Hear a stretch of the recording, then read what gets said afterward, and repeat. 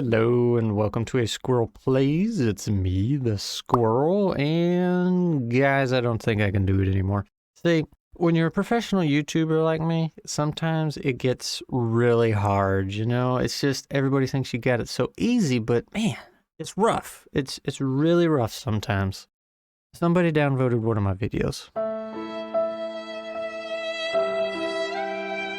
I'm just kidding. I mean, somebody did downvote a video, and actually somebody unsubbed too. No idea why, though. I'm assuming it was probably due to the senseless shorts I kept posting. That, or option 4 in the last short I made them mad. I don't know. But as always, thank you to all of you for your subs, your comments, and your likes. I know I'm small potatoes in the big red garden that is YouTube, but I do want you to know that I really do appreciate each and every single one of you. I wish I could list everybody that subs and call them out, kind of like people do with their Patreons, but that part of YouTube seems to be broken. So, thanks to all of you people that I have no idea who are.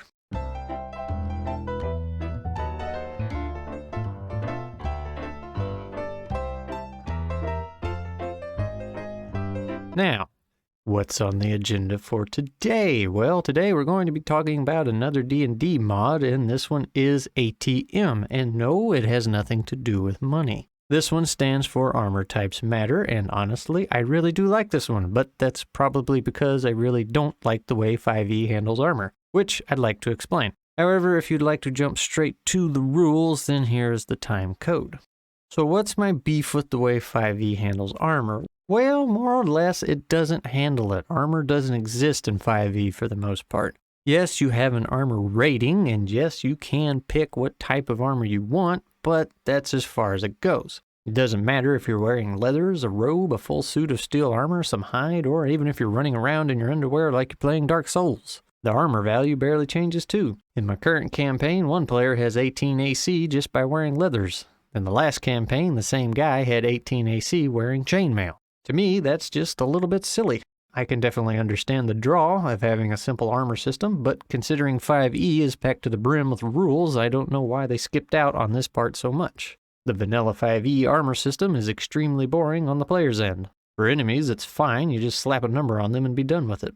But for players, nah man, their armor needs to mean something. There needs to be a reason they choose either to go light, heavy, or medium, or nothing at all. And that's exactly what this mod does.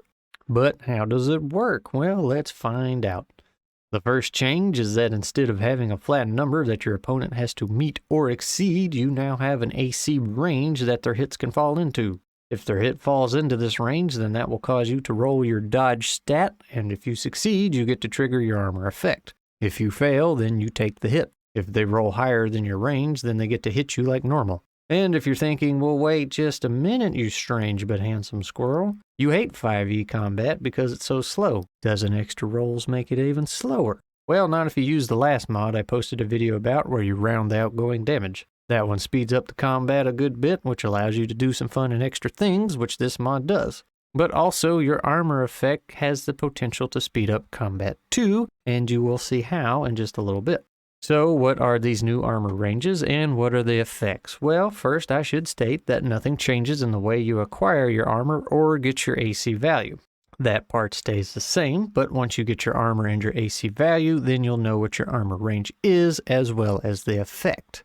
Let's start with Unarmored. If your character falls in the Unarmored class, then your AC range is going to be 5 to whatever your calculated AC is. That means if an enemy rolls anything between 5 and your AC value, then that has a potential to be a hit depending on how well you roll your dodge stat, which I'll explain later. Your armor effect for the Unarmored class is counter attack. If you succeed the dodge stat roll, then you get to roll a free attack against the enemy that just tried to hit you. You will do only the damage of the weapon in this attack, so no extra damage buffs like Hex or Divine Strikes or anything. It's a free hit, so don't get too greedy. This counterattack only works on melee attacks though, so if somebody's using a ranged attack on you, then you use vanilla 5e armor rules, meaning it's either hit or miss. If you fail the roll of your dodge stat, then you will take full damage from the enemy's attack. This makes Unarmored high risk, high reward, and again, I'll explain how the dodge stat rolls work later. For light armor, your AC range is going to be 8 to your AC value, and your armor effect as riposte, or however you would like to pronounce that word, This follows the same rules as Unarmored, meaning it's only for melee attacks. If the enemy lands their attack in your AC range and you succeed your dodge stat roll, then you will perform a riposte. The riposte does no damage to the enemy, but causes them to stumble. And by stumble, I mean the GM gets to choose what happens. Normally, what I go with is that the player does something like sliding the enemy's sword out of the way and striking them in the face with their elbow. This results in the enemy's next attack rolling with disadvantage due to being slightly disoriented. However, I do highly encourage you to use your surroundings and environment for this one, as well as the enemy's current health. If they're low on HP, for example, perhaps they just fall right over and now they're knocked prone. Their feet might get tangled up in something, causing them to be stuck in place, or, who knows, it's up to you. Now, if you fail the dodge stat roll, then you take 100% of the enemy's attack. Medium armor actually took me a couple attempts, but this is what we've been using, and so far it seems to be working pretty well. Your AC range is 10 to your player's AC value, and your perk is evasive. Following the same rules as before for melee attacks, if you succeed your dodge stat roll, then you get to move 5 feet in any direction, as well as directly behind the enemy. However, if there is no room to move, then you will take half the damage. If you fail the roll, you will also take half the damage. And yes, that means if you have a raging barbarian, the damage gets cut in half twice. It does seem crazy, I admit, but remember, that's damage they otherwise would not have received normally. And to avoid confusion, don't forget that the enemy can still roll higher than the player's AC range, meaning it's still a normal attack. So for medium armor, if they roll higher than the player's AC, they're going to do the regular attack with 100% of the damage. It's only half the damage if the enemy lands in that AC range and the player fails the dodge stat roll. Now for heavy armor, I unfortunately did not get to go through the proper testing grounds on this one because nobody picked heavy armor in our current campaign, but what little testing I did get to do, I thought it was pretty neat. So heavy armor does not have an AC range. It works like vanilla 5e, meaning the enemy has to meet or exceed your AC value. You do still have an armor effect, and this one is called Resilient. The way Resilient works is that each consecutive hit against you is reduced by 50% and can stack up to 4 times. This works for melee and ranged attacks. However, your stack is reduced to 0 each time an enemy misses you or they damage you with magic. That means if you had taken 3 hits in a row, then somebody missed, the next attack that lands against you will do 100% damage. Or if somebody whopped you with a spell, that would also reset your stacks. Now, one little side note on this one, I couldn't decide whether the stacks reset at the end of a turn order or not. I could make an argument for both cases, but since I didn't get to properly run heavy armor through our current campaign, I'll let you decide on that one. Now, what in the world is a dodge stat and how does it work? Your dodge stat is something you'll pick on character creation and it will remain with you until your character is no more. You can choose either strength, dex, wisdom, or intelligence as your dodge stat, and if you're wondering how in the world wisdom or intelligence can be a stat for dodging, think of it this way. With your experience in more than a handful of battles, you have the wisdom to know where or where not to stand when being attacked. This allows your old frail wizard body to have time to move out of the way of incoming attacks.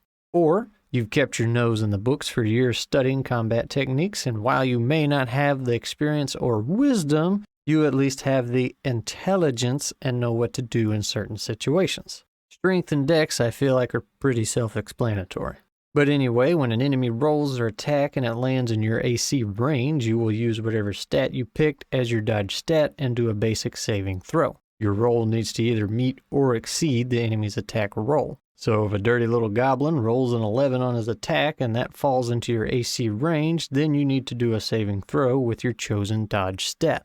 Your saving throw needs to either be 11 or higher in order to trigger your armor effect. And that's it. It's pretty neat, I think. We've been using this in my current campaign, and I think it's been a hit so far. Players seem to be pretty excited when an enemy almost hits them, and then they get that second chance to get out of it and then do something cool. Now, I can't remember if I mentioned this in the last mod video or not, but one of the best things you can do for your combat, either modded or vanilla, is to keep enemy HP pools fairly low, but their damage high. I've really been pushing that high damage in this current campaign, and honestly, I'm just constantly amazed at how hard players are to kill off in 5e. I don't want to kill them, but I would like to challenge them, and that's just not something 5e wants to do. 5e makes sure that players are almost never in any real danger. And that's actually another video that I want to do. But the people have spoken, and the next video will be about the current state of the video game industry. And spoiler alert, it's not good. It's not all gloom and doom though. There are some nice things, but we'll talk about that when we get there. For now, we're talking about armor mods for D&D, so tell me what you think. Is it too much? Is it too complicated? Do you prefer 5e's vanilla approach? Let me know in the comments below.